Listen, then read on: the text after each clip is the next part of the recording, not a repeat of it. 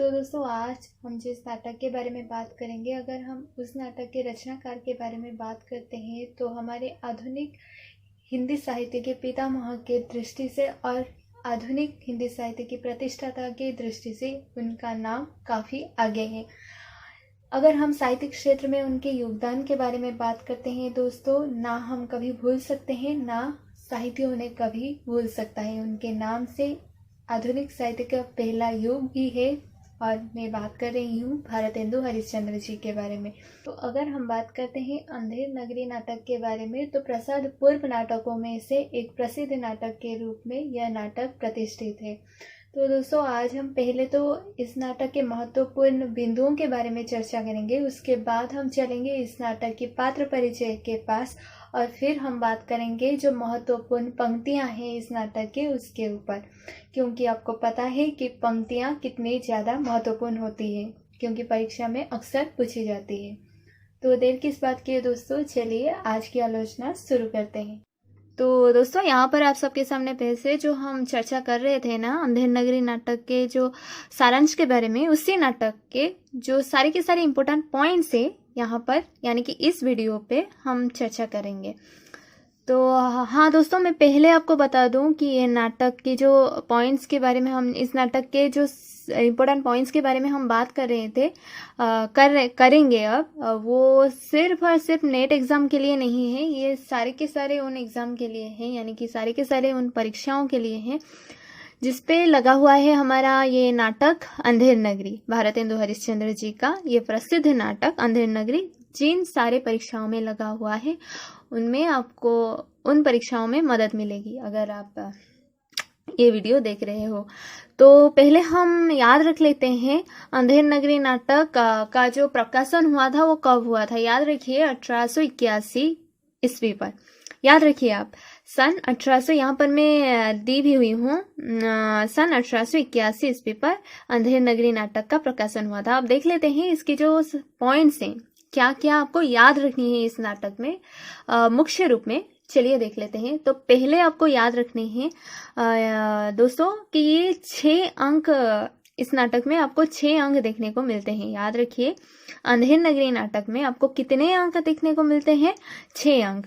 और ये एक नाट्य प्रहसन है, याद रखिए ये एक नाट्य प्रहसन है और इसे भारतेंदु जी ने एक ही रात में लिखा था। मैं बता ही चुकी हूँ जब मैं सारांश के बारे में चर्चा कर रही थी दोस्तों, उस वीडियो में मैं बता ही चुकी हूँ कि एक ही रात का ही ये रचना है और ये एक व्यंग प्रधान नाटक है। याद रखिए ये बहुत इंपॉर्टेंट पॉइंट है, ये एक व्यंग प्रधान नाटक है और शासन व्यवस्था पर इसमें व्यंग कसा गया है, यानी कि निरंकुश शासन व्यवस्था पर इस नाटक में आपको व्यंग कसा हुआ देखने को मिलता है। तो याद रखिए व्यंग किस पे कसा गया है, तो निरंकुश शासन व्यवस्था के ऊपर।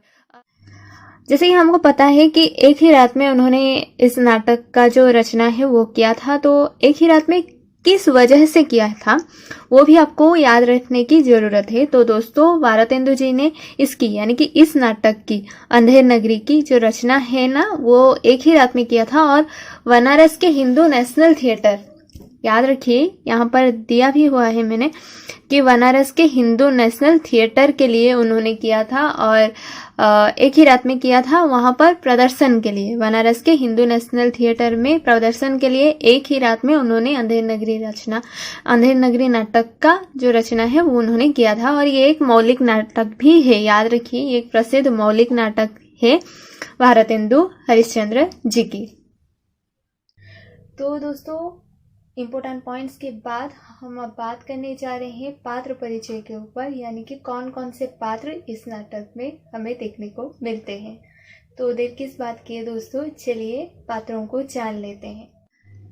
तो दोस्तों यहाँ पर आप सबके सामने पेश है हमारे जो पात्र परिचय है, जो चर्चा कर रहे थे हम अंधेर नगरी नाटक, उसके पात्र परिचय आपके सामने यहाँ पर पेश है।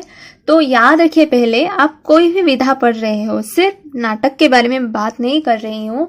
आप हो सकता है आप उपन्यास पढ़े, हो सकता है आप कहानी पढ़े, हो सकता है कुछ भी पढ़ रहे हो। अगर आपको पात्र परिचय याद नहीं है तो कुछ भी नहीं है। तो अगर आपको पात्र परिचय याद रखनी है तो आपको 2 भागों में उसे बांट देना है। पहले तो मुख्य पात्र, फिर अन्य पात्र यानी कि जो गौण पात्र, ताकि आपको याद रखने में आसानी हो, क्योंकि कोई भी पात्र को आप छोड़ नहीं सकते। क्योंकि अगर हम बात करते हैं हमारे एनटीए यानी कि यूजीसी नेट एग्जाम के बारे में, तो यहाँ पर कुछ भी आपको पूछा जा सकता है।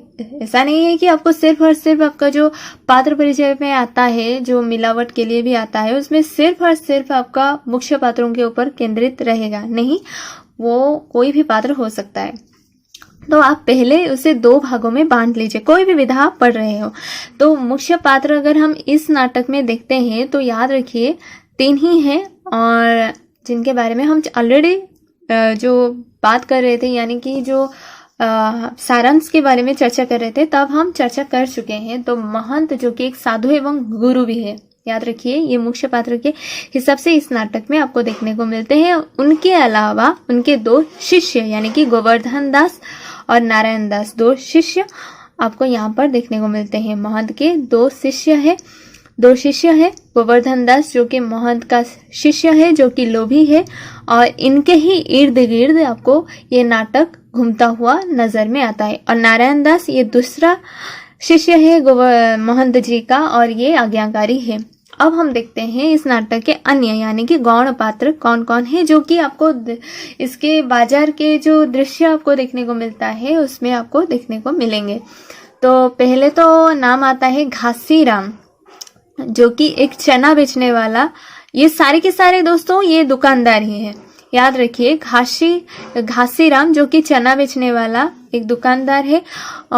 उसके अतिरिक्त कुजाड़िन जो कि सब्जी बेचने वाली होती है, सब्जी बेचती है। जो मुगल जो कि मेवे और फल बेचने वाला होता है। पाचक वाला जो कि चूरन बेचने वाला होता है। फिर मछली वाली जो कि मछली बेचने वाली होती है। फिर आता है जात वाला जो कि जात बेचने वाला होता है। फिर हम बात करते हैं राज दरबार के बारे में। तो राज दरबार में आपको कौन कौन से पात्र देखने को मिलते हैं। राजा जिनका नाम होता है चौपट राजा, याद रखिए राजा चौपट राजा जो कि सरावी और विलासी है, ये भी यहाँ पर आपको देखने को मिलते हैं। मंत्री जो कि राज दरबार के ही मंत्री है, ये देखने को मिलते हैं। नौकर जो कि चौपट राजा का ही नौकर होते हैं। 2 नौकर आपको इस नाटक में देखने को मिलते हैं। फरियादी यही है, फरियादी जो न्याय मांगने के लिए आया हुआ है राजा के पास, और इसका ही बकरी जो है बकरी दब गई है और मर गई है, इसलिए ये आया हुआ है राजा से न्याय मांगने के लिए। कल्लू ये एक बनिया है, और इसी के ही दीवार से फरियादी की बकरी दबकर मरी हुई है। इसी के खिलाफ वो कंप्लेन लेकर आया हुआ है चौपट राजा के पास। फिर आता है कारीगर, और ये जो कारीगर होता है दोस्तों, ये बनिया के दीवार बनाने वाला होता है। जो दीवार टूटा हुआ है यानी कि जिस दीवार के नीचे दबकर वो बकरी मरी हुई है, उसी दीवार को बनाने वाला कारीगर भी इस नाटक में एक पात्र के हिसाब से आपको देखने को मिलेगा। चुनने वाला ये दीवार बनाने के लिए मसाला तैयार करने वाला होता है। फिर भिस्ती जो कि मसाले में पानी डालने वाला होता है। फिर कसाई जो कि भिस्ती के लिए मशक बनाने वाला होता है। याद रखिए कसाई जो होता है वो भिस्ती के लिए मशक बनाने वाला होता है। तो दोस्तों अब बारी है प्रमुख पंक्तियों के बारे में, जो कि नाटक की दृष्टि से, यानी कि मैं नाटक से ली हुई हूँ और ये परीक्षा की दृष्टि से बहुत ज़्यादा महत्वपूर्ण है। तो चलिए जान लेते हैं कौन कौन से महत्वपूर्ण पंक्तियाँ इस नाटक में हमें देखने को मिलती है। तो दोस्तों यहाँ पर आप सबके सामने पेश है जो प्रमुख पंक्तियाँ हैं, क्योंकि ये भी काफ़ी इम्पोर्टेंट है। तो याद रखिए कौन कौन से प्रमुख पंक्तियाँ इस नाटक में आपको याद रखनी है। पहली पंक्ति है, सेत सेत सब एक से जहाँ कपूर कपास, ऐसे देश कुदेश में कबहू न कीजे वास। ये बात कह रहे हैं महंत यानी कि साधु। जब उनको पता चलता है कि सभी चीज़ों का जो रेट होता है यानी कि सभी चीज़ों का जो कीमत होता है वो बराबर होता है, वो अपने शिष्यों को ये बताते हैं कि सेत सेत सब एक से जहाँ कपूर कपास, ऐसे देश कुदेश में कबहू न कीजे वास। याद रखिए सेत सेत सब एक से जहाँ कपूर कपास, ऐसे देश कुदेश में कबहू न कीजे वास। फिर आती है हमारी दूसरी पंक्ति, याद रखिए। बच्चा वो कौन सी नगरी है और इसका कौन सा राजा है, जहाँ टके सिर भाजी और टके सिर खाजा है। ये भी महंत का ही कहा हुआ एक पंक्ति है। वो बोलते हैं बच्चा वो कौन सी नगरी है और इसका कौन सा राजा है, जहाँ टके सिर भाजी और टके सिर खाजा है, यानी कि टके सिर भाजी भी मिलती है और टके सिर में खाजा भी मिल जाता है। ये बात कह रहे हैं वही साधु, यानी कि महंत जब लौट कर आते हैं ना गोवर्धन दास मिठाई के साथ, तब वो बोलते हैं ये सभी चीज़ों का जो कीमत है वो बराबर देखकर उन्होंने ये बात बोली है। फिर तीसरी पंक्ति है दोस्तों, ऊंच नीच सब एक ही सारा। याद रखिए, ऊंच नीच सब एक ही सारा, मानहो ब्रह्म ज्ञान विस्तारा, अंधेर नगरी अनबुझ राजा, टका सिर भाजी टका सिर खाजा। ये एक पंक्ति है, ये आ सकता है आपको कि कौन से नाटक है जिसमें से ये पंक्ति लिया हुआ है, तो याद रखिए अंधेर नगरी का है, अंधेर नगरी नाटक का। ऊंच नीच सब एक ही सारा, मानहो ब्रह्म ज्ञान विस्तारा, मानहो ब्रह्म ज्ञान विस्तारा, अंधेर नगरी अनबुझ राजा, टका सिर भाजी टका सिर खाजा। ये है हमारे अंधेर नगरी नाटक का, जिसका प्रकाशन कब हुआ था, 1881 ईस्वी पर। फिर आती है हमारी चौथी जो पंक्ति है वो है, वैश्या जोरू एक समाना, बकरी गऊ एक करी जाना। याद रखिए ये सारे के सारे इंपॉर्टेंट पॉइंट्स है। आप पूरे के पूरे नाटक को तो याद नहीं कर सकते हैं, इसीलिए आपको सारी जो इंपॉर्टेंट लगता है ना उससे ही याद रखिए। वैश्या जोरू एक समाना, बकरी गऊ एक करी जाना, ये है अंधेर नगरी नाटक का ही पंक्ति। फिर आती है अंतिम जो मुझे लगा इम्पोर्टेंट है, वो है धर्म अधर्म एक दर्शाई, राजा करे सो नाव सदाई। याद रखिए, धर्म अधर्म एक दर्शाई, राजा करे सो न्याव सदाई। याद रखिए दोस्तों, ये सारी की सारी इंपॉर्टेंट पॉइंट्स से पंक्तियां हैं, क्योंकि पंक्तियां भी पूछी जा सकती है। हम गारंटी नहीं दे सकते हैं कि सिर्फ पात्र से आपका क्वेश्चन आएगा या फिर कुछ भी इंपॉर्टेंट पॉइंट से आएगा, क्योंकि पंक्तियां भी बहुत ज़्यादा इंपॉर्टेंट है।